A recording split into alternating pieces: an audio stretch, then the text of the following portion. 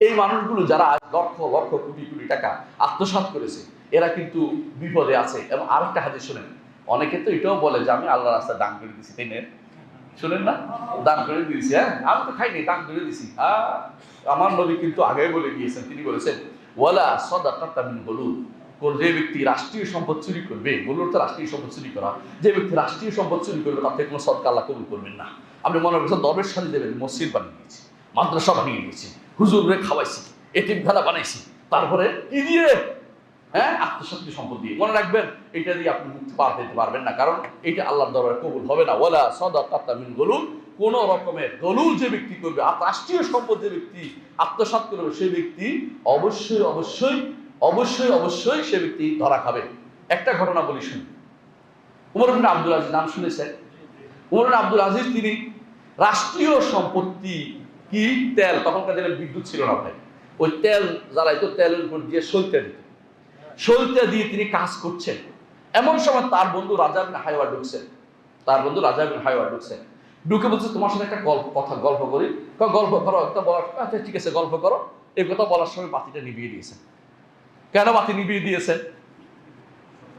সরকারি তেল জ্বলবে, সরকারি তেল জ্বলবে, তোমাকে আমার রাষ্ট্রে অনুমতি দেই নাই, এই জনগণের তেলটা তোমার জন্য আমি গল্পের জন্য ব্যবহার করার অনুমতি আমার নাই, আমি যে কোনো মূল্যে তোমাকে এর থেকে বের করতে চাই, আমি গুনাহ করতে চাই না। নিবে দিচ্ছেন বাতিটা, ব্যাপারে বলো, গল্প করতে থাকো। বলে আমি কি গল্প করবো, এখন অন্ধকার দেখা যায় না, বলো এটাই সুন্দর, অন্ধকার যা বলতে পারো আমি বলুন, তুমি বলবো এটা ভালো।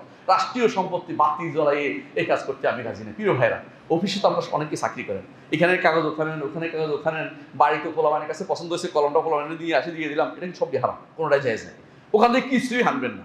প্রয়োজনে যেদিন আপনার চাকরি শেষ হয়েছে হিসাব করে দেখবেন কত টাকা আপনার খরচ হইতে পারে, কত টাকা দয়া করে ওখানে লেটার সে করে দিয়ে অফিসে দিয়ে দিবেন। কেন? আপনি ফ্রেশ থাকেন, আল্লাহর কাছে প্রিয় থাকেন, আপনার অন্তরে, আপনার হাত পবিত্র থাকুক, অন্তরটা পবিত্র থাকুক।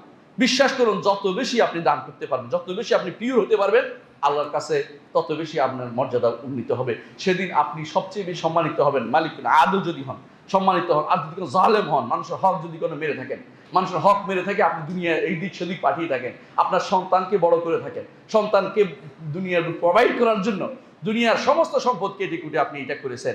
আপনি মনে করেছেন আপনার কত সম্পদ দরকার, আপনি মনে করেন ভবিষ্যৎ প্রজন্ম আমার মহা সুখে সুইস ব্যাংক থেকে উঠিয়ে উঠিয়ে খাবে, সেই জন্য টাকা পাঠিয়ে রাখছেন বাইরে। এর সবই হচ্ছে আত্মসাৎটা, হারাম।